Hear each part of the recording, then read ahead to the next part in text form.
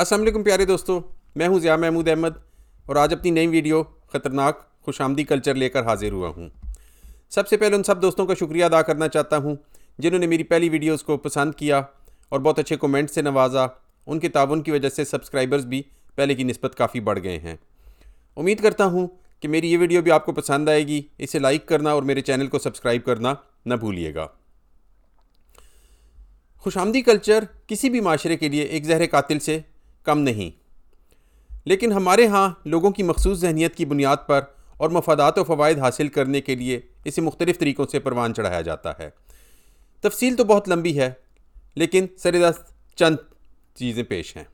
मसलन ये कि जब भी कोई अवामी फ़लाही मनसूबा शुरू किया जाता है तो पहले इसका ऐलान इलेक्ट्रॉनिक और प्रिंट मीडिया पर यह कहकर किया जाता है कि ये वज़ीर आज़म या सदर साहब के ख़ास विजन की वजह से और हुकूमत की इनकलाबी सोच से मुमकिन हुआ।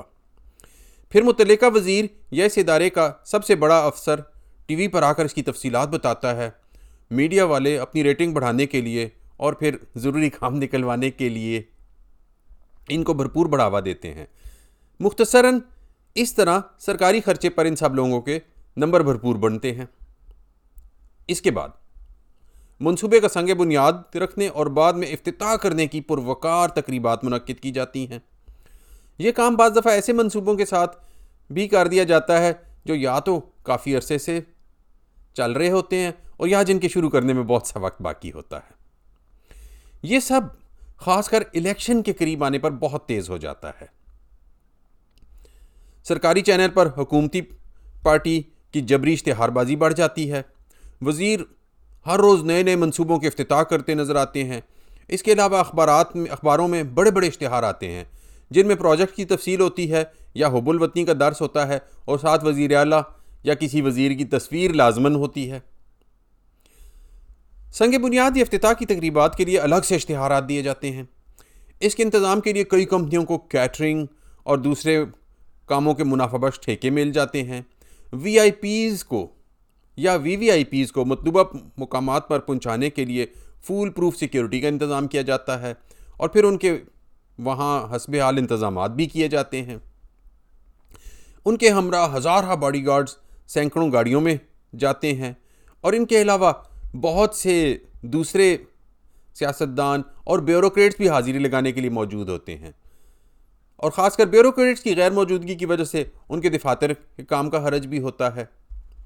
कई दफ़ा सड़कें बंद करके इलाके के लोगों की ज़िंदगी जीरन की जाती है और बाज़ दफ़ा एहतियातन मोबाइल के सिग्नल भी जैम कर दिए जाते हैं। अलगरज ऐसे ही इंतज़ामात के बाद इन तकरीबात का इनेकाद मुमकिन हो पाता है।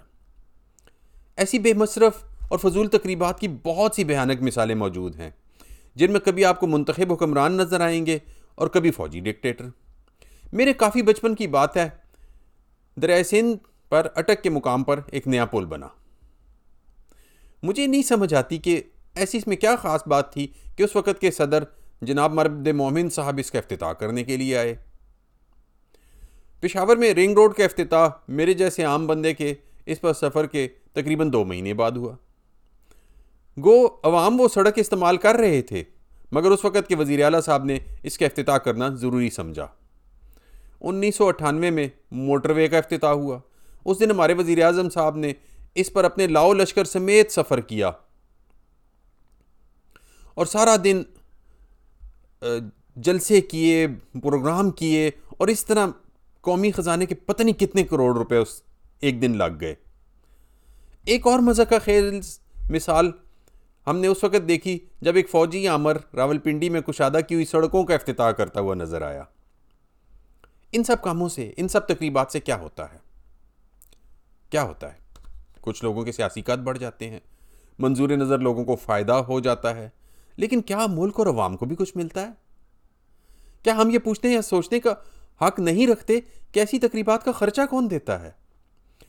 क्या ऐसा नहीं हो सकता कि किसी मंसूबे को शुरू करते वक्त सिर्फ शुरू कर दिया जाए और मुकम्मल होने के बाद अवाम के लिए खोल दिया जाए? अगर हम सारे साल के दौरान की जाने वाली इन बेमसरफ तकरीबात का ख़र्चा ही ख़त्म कर दें तो कौमी ख़जाने से काफ़ी सारा बोझ ख़त्म किया जा सकता है। मगरबी ममालिक की तरक्की में दूसरे अनासर के अलावा इस बात का भी दखल है कि वहाँ सरबराहान मुमलिकत आपको फीते काटते या सड़कों के इफ्तिताह करते नज़र नहीं आते। आइए सोचें कि क्या ऐसा नहीं हो सकता कि हम एक ऐसा कानून बना दें कि किसी प्रोजेक्ट का ऐलान सिर्फ प्रेस रिलीज़ के ज़रिए किया जाए, और अगर टीवी पर आना लाजमी हो तो मुतल्लिका इदारे के किसी छोटे लेवल के अफसर को ये जिम्मेदारी सौंपी जाए।